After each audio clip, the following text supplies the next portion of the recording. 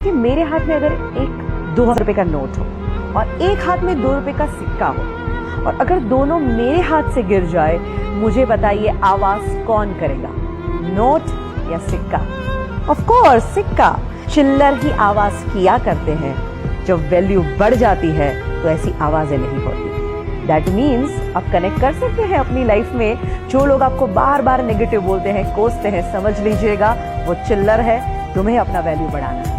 Cricket का खेल चल रहा हो, प्लेयर्स खेल रहे हैं और ऑडियंस चीयर अप कर रही है, चिल्ला रही है, शायद कई बार ताने भी मारती है, सुनाती भी है, आवाज तो करती ही रहती है। कोई भी खेल में आवाज कौन करता है? प्लेयर्स आवाज करते हैं कि ऑडियंस आवाज करती है?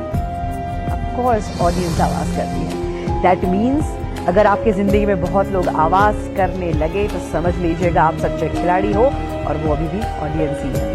एंड जब आपके अंदर ये एटीट्यूड आ जाएगा ना, आपको कोई रोक ही नहीं सकता।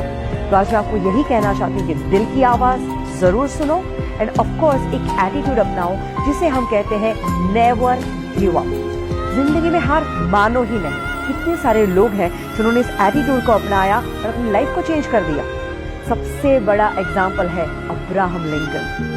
दोस्तों, उनकी जिंदगी से इतना इंस्पिरेशन मिलता है कि जो बंदा गरीबी में जन्म लेता है, इतनी तकलीफें भुगतता है, इतनी हद तक वो डिप्रेशन में चले गए थे कि कुछ समय तो उनके जीवन का ऐसा बीता कि अगर कहीं चाकू छुरियां है तो वो वहां से चले जाते थे, क्योंकि उनको ये डर था कि कभी मैं वो चाकू उठा के अपने आप को मार न दूं। इस टाइप के डिप्रेशन में चले गए। उसके बाद बिजनेस में फेलियर के बाद जब वो पॉलिटिक्स में आए, वहां पे भी क्या हुआ? Continuously failures. बट फिर भी बंदे ने हार नहीं मानी, प्रयत्न करता गया और एक दिन आता है जब वो अमेरिका के प्रेसिडेंट बनते हैं, और ऐसे प्रेसिडेंट जो आज भी लोगों को इन्फ्लुएंस कर रहे हैं। He was the most influencing president ever in USA. He never give up. तो आप क्यों गिव अप करते हैं? हमारे ex president doctor APJ Abdul Kalam, उनकी जिंदगी में से भी बहुत कुछ सीखने जैसी बातें हैं।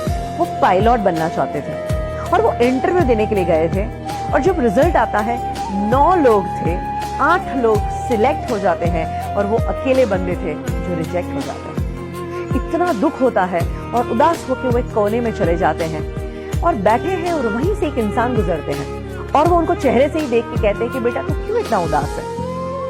ये कहते हैं कि मैं क्या करूं, आज मेरा इंटरव्यू था, 8 लोग सिलेक्ट हो गए और मैं अकेला रिजेक्ट हो गया। इससे बुरी बात क्या हो सकती है?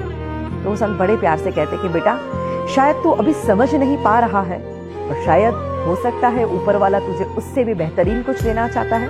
You never give up. ये सलाह उनके मन में बैठ गई और उन्होंने सोचा कि मुझे हार नहीं मानी। उन्हें प्रयत्न करना शुरू कर दिया और बाकी जो हुआ वो तो इतिहास आप जानते ही हैं। बड़ी घटना घटी जब उन्होंने as a president supersonic plane में ट्रैवल किया, और जब वो लैंड करते हैं वहां पे ढेर सारे पायलट थे जो उनको सैल्यूट कर रहे थे, उनको सलामी दे रहे थे, उनके पद को जो रिस्पेक्ट देते हैं। और सारे पायलट जब उनको सैल्यूट करते हैं तब उन्हें याद आता है कि अगर उस दिन मैं पायलट बन गया होता तो शायद आज का दिन मुझे नहीं मिलता। दैट मीन्स उनके अंदर एटीट्यूड था नेवर गिव अप, और उसी एटीट्यूड ने उनको कहां से कहां पहुंचाया। और सोचिए दोस्तों, अगर यही एटीट्यूड आप भी अपनाएं तो हम लोग कई बार चीज गलत ना हो जाए, मुझसे गलती ना हो जाए, इस डर से भी बहुत कुछ नहीं करते। याद रखिए, गलती वही करते हैं जो कुछ करते हैं। तो कुछ करने की हिम्मत रखिए। मेरे पास जब लोग सीखने को आते हैं, हम अपने सेमिनार लेते हैं, वर्कशॉप कंडक्ट करते हैं, और यही एटीट्यूड जब हम लोगों के अंदर जगाते हैं, हमने देखा है इतना ट्रांसफॉर्मेशन आता है। जिंदगी के वो माइनस फेज में चल रहे थे और जब वो एटीट्यूड जिंदा हो जाता है और आज वो टॉप के शिखरों पर बैठे हुए हैं। Today is hard, tomorrow can be worst, but never give up, because the day after tomorrow will be the sunshine.